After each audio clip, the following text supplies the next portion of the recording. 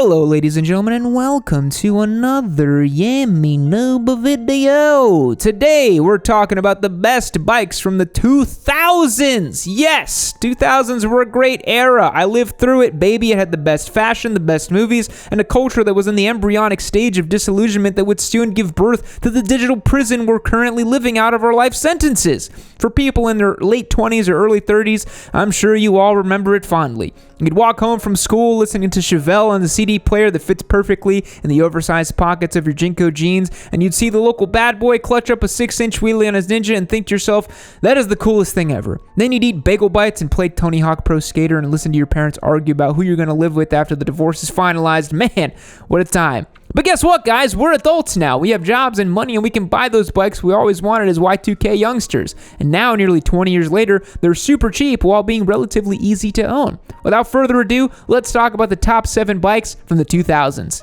As always, if you like what we do here on the channel, please take a second to subscribe, and while you're at it, click that notification bell so you get notified whenever we drop a new video. Today's video is proudly sponsored by Manscaped. I'll tell you more about them later in the show. Let's get into it. The first bike we have on our list of best Y2K motorcycles is none other than the venerable Ducati 1098. While this bike may be a dinosaur compared to bikes from Ducati like the Street Fighter V4S we have in the shop, oh yeah, we're giving that away, so go to YummyNoob.co to learn more. It is at least a cool dinosaur. We had one of these back in 2021 and it was fantastic. It's like a Velociraptor or something. It is a raw, analog, uncompromised sport bike that will take you to the great Olive Garden in the sky without thinking twice if you choose to disrespect its cable-actuated throttle. The 1098 was made between 2007 and 2009.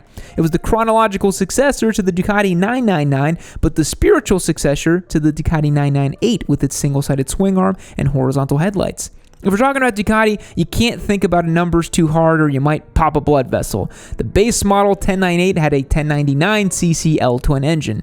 No, that's not a typo. Like I said, don't think about it too much. The 1098R actually had an 1198cc engine, but guys, the numbers don't matter on a bike like this. 160 horsepower, unimpeded by the technological governance of an electronic babysitter, is a completely gratifying riding experience. In many ways, it can be more satisfying than riding a 200 horsepower motorcycle with an entire suite of Norton digital security services under the hood. Thanks to that L-twin configuration, the 1098 is equipped with a wide swath of torque, baby, 90 foot-pounds to be exact, one of the highest torque outputs of its time. The base model has a Showa suspension while the S and R have Öhlins. This bike absolutely rips and it looks cool. And it won the 2008 and 2011 World Superbike Championships, which isn't too bad.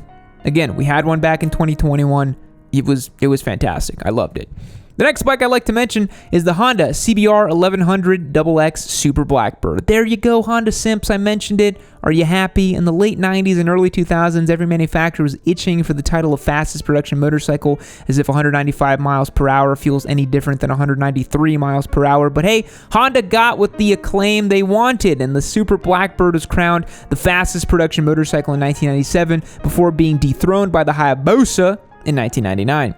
This bike was made by Honda from 1996 until 2007, so you can really find them pretty easily. It is the spitting image of what a top-speed, pursuant 1000cc plus sport touring bike with a colorful nickname should be. It had an 1137cc inline-4 engine, the biggest ever to be crammed into a CBR, that made a claimed 152 horsepower and 93 foot-pounds of torque. Unfortunately for Honda, Suzuki came in clutch with the Busa, outperformed the Super Blackbird on the cusp of a new era, which earned them their rightful place as the title holder of the fastest production motorcycle in the Millennium edition of the Guinness Book of World Records. Even though the legacy of the Blackbird would eventually be outshined by the Hayabusa for the next 23 years, it is still a sought-after artifact of Honda's legacy and one of the most sensible, hyper-powerful sport tourers ever made. Also, it's a Honda, so you can't kill it at all. There were a lot of cool motorcycles in the early 2000s, but do you know what was still in the Stone Ages? Men's grooming technology. Lucky for all men today, Manscaped has saved the day and innovated male grooming. You're probably already familiar with their Lawnmower 4.0 skin-safe trimmer, but now you can care for that skin on your entire body too with their new Buff Bundle that comes with their Body Buffer Scrubber and 2 bottles of refined hydrating body wash. Gotta exfoliate, my man. Whether you spend all day on track in a sweaty tracksuit or just terrorizing the locals on your greasy Harley Davidson, you're gonna need a thorough cleaning.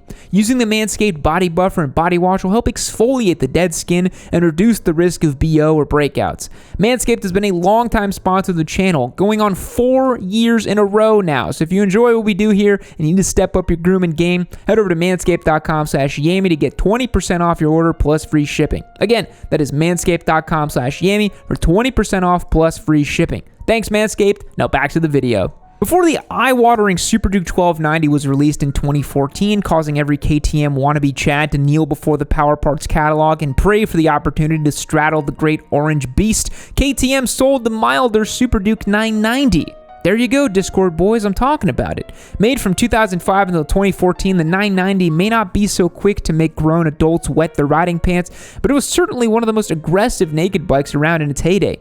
When released in 2005, the Super Duke had a 999cc V-twin that made 120 horsepower and 73 foot-pounds of torque. That is pretty commendable for a motorcycle from 2005 that only weighed 440 pounds. The Duke line of motorcycles were the first street bikes by KTM and the Kiska design team, which was responsible for the successful establishment of the KTM brand in the 90s and onwards. Used the Duke platform to extend their aggressive, lightweight, and visceral motorcycle ethos onto the street. The newer Duke models have become more fleshed out in the last 15 years with more power, tech, and general refinement, but in the prime of its life, riding the Super Duke 990 would make just about any rider giggle like a schoolgirl as the front wheel lifts under hard pulls. If the KTM Duke is an example of a successful, purposeful design ethos, the Ducati Monster is a perfect example of a successful, happy accident.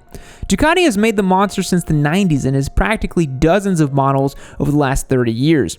It was originally designed as a parts bin special, with Ducati using the engine, frame, and fork from existing models while implementing very little bodywork. The bike was designed to be an aggressive anti-cruiser with an unsportsmanlike conduct. It was geared towards edgy youth who didn't want a sport bike or traditional cruiser, and the Monster was just that. Stripped down, aggressive, fun to ride, and without any of the cliches that came with any existing style of motorcycle.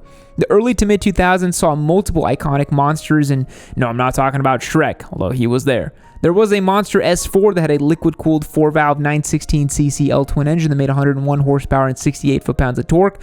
Then they had the S4R that had a 996cc engine pushing 117 horsepower and 70 foot-pounds of torque.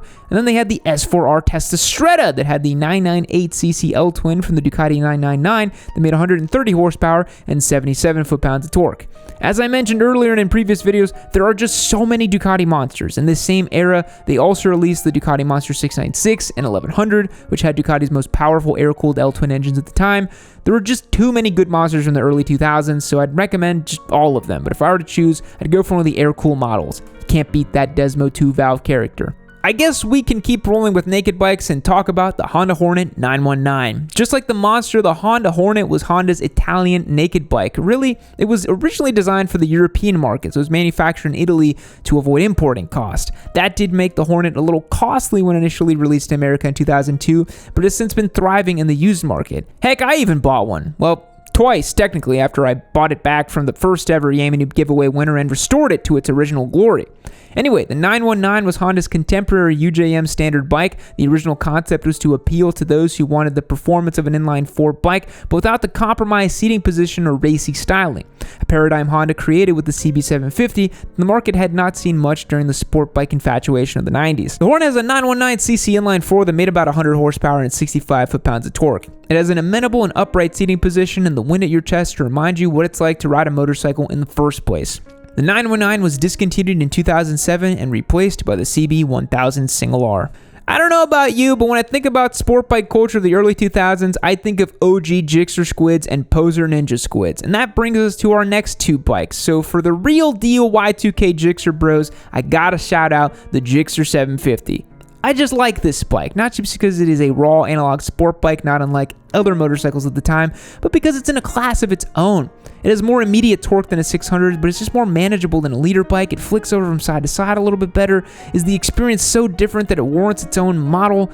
Probably not. That's why we only see 600 class or 1000 class sport bikes nowadays, but Suzuki makes it anyways, and they still make it, like presently in the 2023 model year. This bike has been ridden by so many serious squids throughout history. The Gixxer squid outfit was literally invented in the early 2000s as cargo shorts, flip-flops, probably a Von Dutch hat, and Oakley sunglasses. So yeah, for those reasons, the Gixxer 750 gets a mention as one of the best bikes from the 2000s. On the other end of the squid spectrum is the parallel twin Ninja squid. For the list today, I nominate the Ninja 500R as the beginner sport bike of the early 2000s. Now, the Ninja 500 is no performance machine, but it was the platform of choice for beginner riders or novice racers since 1987 due to its low cost and ease of use. This motorcycle is a 499cc 180-degree crank parallel twin that could literally sing you to sleep.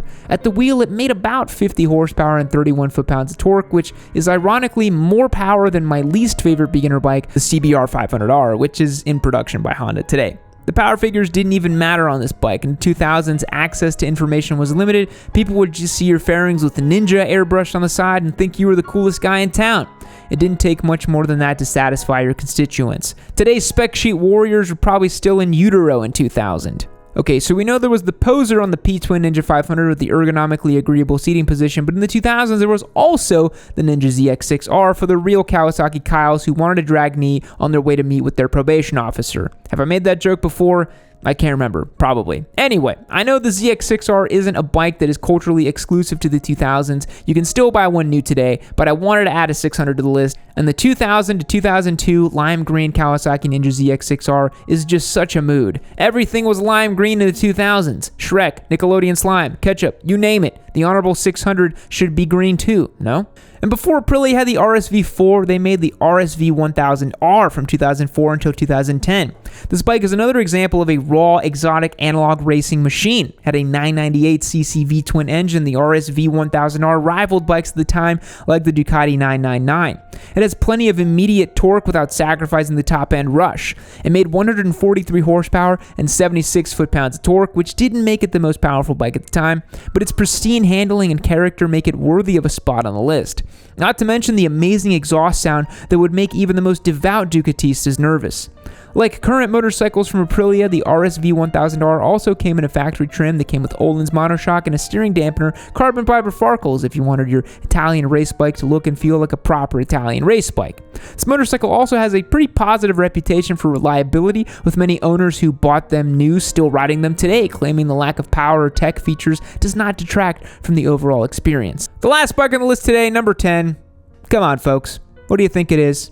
Gen 1 Suzuki Hayabusa. I mean, seriously, it broke records, broke hearts, and it created a meme years before the first internet meme negotiated the uncharted territory and terrain of Reddit's earliest dominion. Need I say more?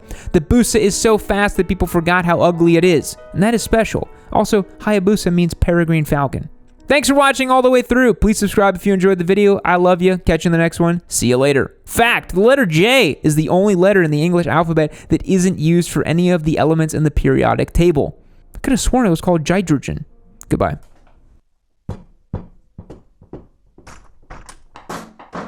Keep watching.